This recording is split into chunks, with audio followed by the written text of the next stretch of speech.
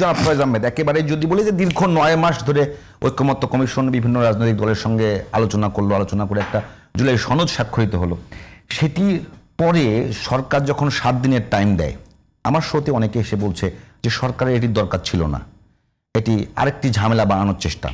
তো সেই 7 দিনে কোনো কাজই হলো না, জামাতের পক্ষ থেকে একটা আহ্বান করা হলো, বিএনপি সেটিকে নাকচ করে দিল। তো 9 মাসে যে কাজ হলো না, সরকার কি মনে করছে 7 দিনে সেই কাজটা হয়ে যাবে?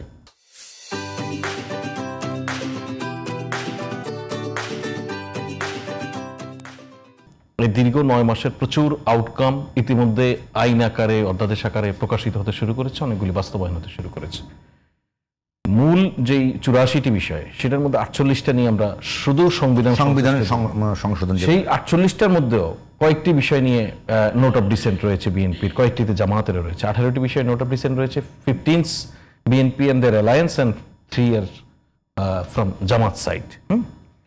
সুতরাং 9 মাসের আউটকামকে যদি আমরা এখানে এই সংকটের কারণে বলি যে না, এই সংকটের কারণে বলি যে 9 মাস টোটাল আউটকাম 0, দ্যাট ইজ রং।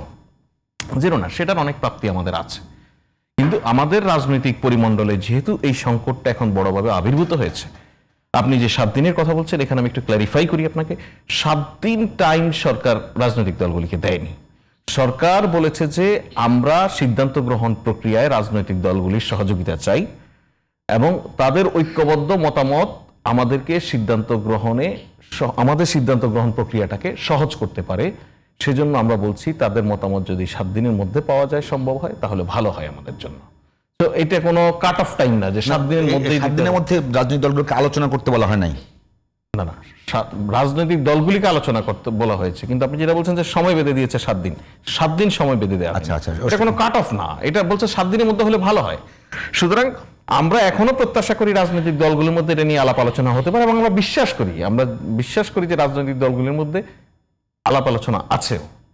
আমাদের রাজনৈতিক দলগুলি নিজেরা আলাপ আলোচনা করে, মাঠের বয়ানে, বক্তব্য বিবৃতিতে, নানান গোপনে বা গোপন ধরুন আমি আপনি অনেক কিছু জানি না, সেটাকে আমরা গোপন বলতে পারি না। আচ্ছা, আমার আপনার মানে যে গোপন বিষয় গণমাধ্যমে আসেনি, দুনিয়ার অনেক কিছু আসলে গণমাধ্যমে আসে, সেটা গোপন না।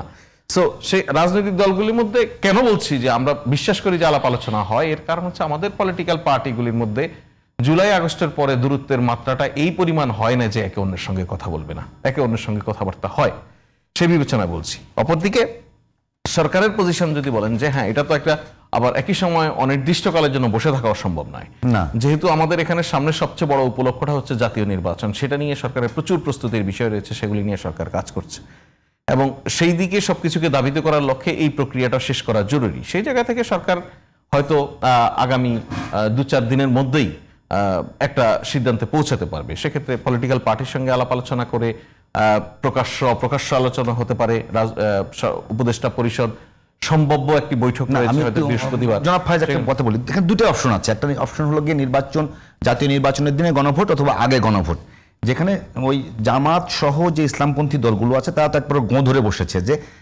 আগে ছাড়া কোনো নির্বাচনই হবে না, সরাসরি বলেছে যে আগে ছাড়া কোনো নির্বাচনই হবে না, এবং যদি গণভোট না হলে সংবিধান অনুযায়ী এটা নির্বাচন হবে 29-এ।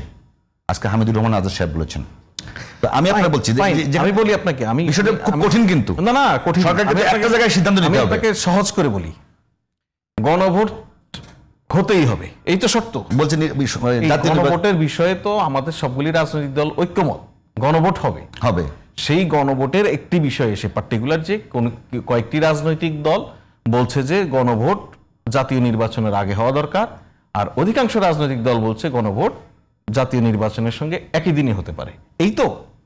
এইটা আমি জানি না, এটা আলোচনাটা খুব কঠিন করে তোলার একটা চেষ্টা হয়, কিন্তু এইটা এত কঠিন সংকট নয়। কেন কঠিন? আমি মনে করি বিহাইন্ডে পলিটিক্সের এই আলোচনাটার বিহাইন্ডে অন্যান্য ইস্যুজ আছে, যেগুলিকে পলিটিক্যাল পার্টি দুই পাশ থেকেই একটি স্টেক অবস্থান ধরে রেখে একে অপরের দাবিগুলিকে যতটা না কম মেনে সামনে এগোনো যায়, সেই প্রক্রিয়ার কারণেই এটা। সেটাকে খোলাসা করবেন একটু, যেহেতু মানে সরকারের একটা দায়িত্ব আছে। খোলাসা করা মানে খোলাসা তো আমি খুব বেশি করতে পারার সুযোগ নাই, এই কারণে নাই, আমি তো জানি না।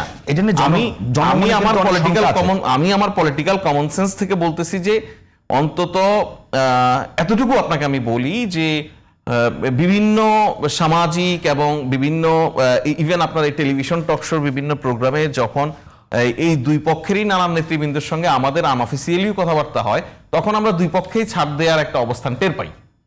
আমি আপনাকে এটা বলছি, এটা একটা আনঅফিসিয়াল না, অ্যাজাম্পশন না, আমি বলছি যে এটা আমরা টের পাই, কথা বলে আমরা বুঝতে পারি যে ওনারা দুই পক্ষই ছাড় দেওয়ার একটু নমনীয়। একই সঙ্গে যখন আবার ধরুন পল্টনে যখন জামাত সহ তার সহযোগী বা মিত্র 8টা দল আজকে সমাবেশ করে, সেখানে ওনারা যতটা কঠিন অবস্থান, আমাদের পলিটিক্সে কিন্তু খুব ঠান্ডা মানুষও জনসমাবেশ অনেক গরম বক্তব্য দিতে পছন্দ করে। সমাবেশ মানে একটা গরম বক্তব্যের প্ল্যাটফর্ম আর কি, সেভাবে বিবেচনা করা হয়। সুতরাং আমি মনে করি না এটা এমন কোনো জটিল পরিস্থিতির মধ্যে আছে যে সবকিছু আটকে যাবে।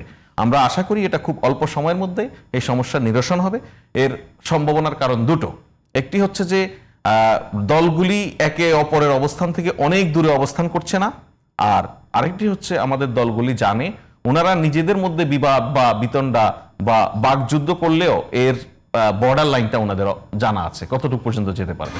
একটা বিষয় যদি বলি, মানে কয়েকটা গণমাধ্যমে আজকেও রিপোর্ট হয়েছে এরকম যে আপনি যেভাবে বলছেন বিষয়টা এরকমই, যে সরকারের সাথে রাজনৈতিক দলগুলো একটা সমঝোতা আছে, হয়তো উচ্চকক্ষে পিআর পদ্ধতিটা মেনে নেবে, আর সাথে জাতীয় নির্বাচনের দিনই গণভোট হবে। আজকে একটা পত্রিকা ইয়ে করেছে। আচ্ছা, তো আমার প্রশ্ন হলো, মানে যেহেতু আপনি সরকারের সিনিয়র সহকারী প্রেস সচিব, এটার হয়তো সোর্স ওইভাবে পাওয়া যায় নাই, কেউ হয়তো ওপেনও করে নাই।